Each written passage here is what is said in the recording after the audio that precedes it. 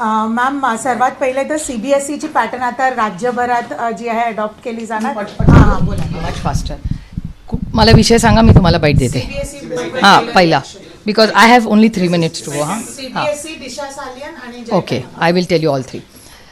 आज CBSE board जे झालं ते खूप म्हणजे मला आश्चर्यजनक होता तो निर्णय. याचं कारण असं की बोर्ड आणि शिक्षण हा खूप गंभीर विषय असतो आणि ऑप्शन पालकांकडे. ह्यांना फॉरेनचे बोर्ड चालतात पण आमचा SSC बोर्ड चालत नाही या सरकारला. आणि मराठी भाषेचं काय होणार आणि महत्त्वाचा विषय की शिक्षक काय करणार. शिक्षकांचं ट्रेनिंग झालं आहे का. जरी पहिलीपासून ही सुरुवात असेल तरी मग पहिलीपासून जर सुरुवात असेल तर महाराष्ट्रातल्या जिल्हा परिषद, पंचायत समिती आणि सगळ्या शिक्षकांच्या ज्या शाळा आहेत सरकारच्या त्याच्यामध्ये CBSEचं ट्रेनिंग दिलं आहे का. मराठी भाषा 100% शिकवणार का. मराठी इतिहास, वाङ्मय, कविता हे सगळं मुलांना कसं शिकणार. गदिमा शिकवणार का नाही तुम्ही महाराष्ट्राच्या मुलांना.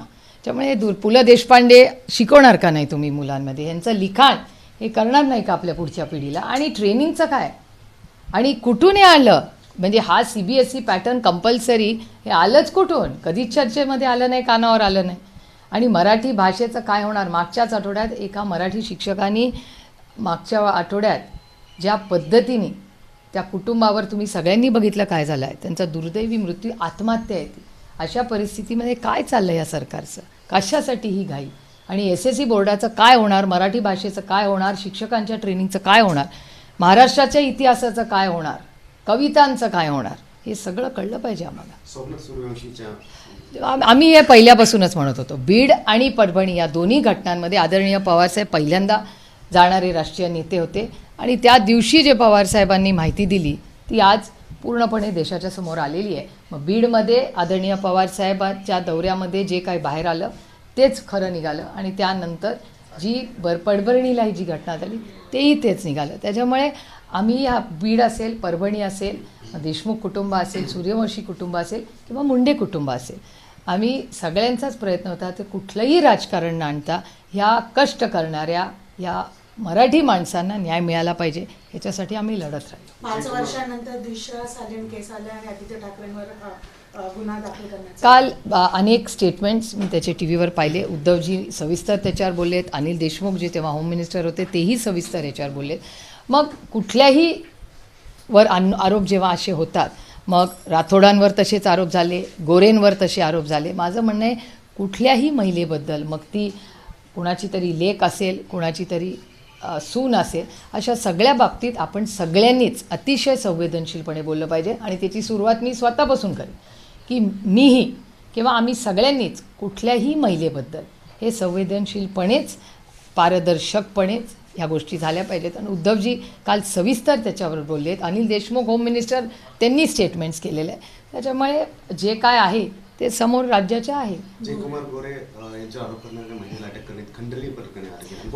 मला गंमत अशी वाटते की खंडणी कसली, कुठली, काय.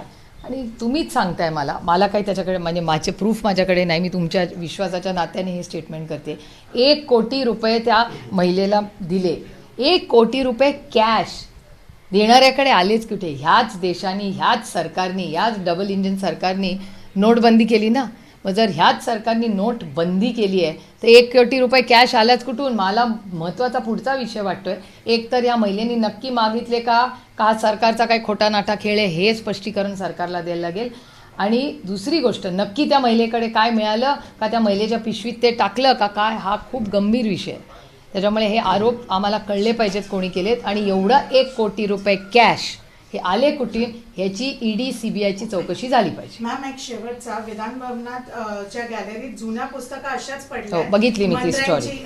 बरोबर आहे. अतिशय महत्त्वाचा विषय. ती मी आज सकाळीच चॅनलवर पाहिली. हे दुर्दैव आहे.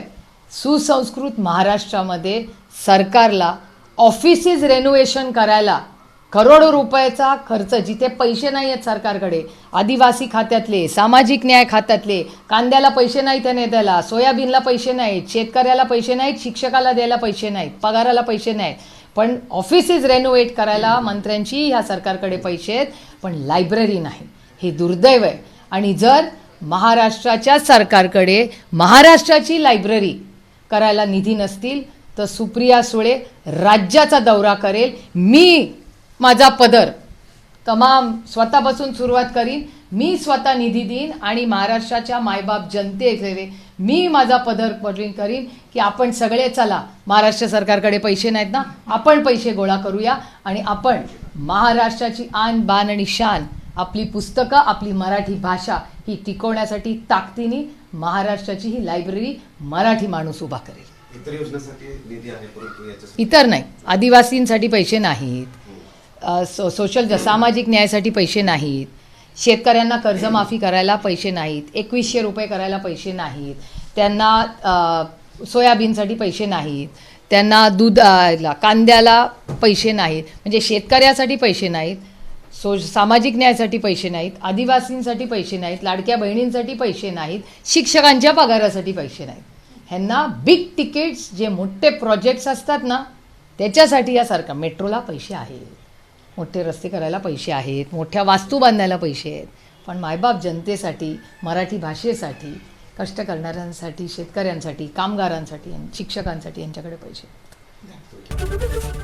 एबीपी माझा, उघडा डोळे बघा नीट.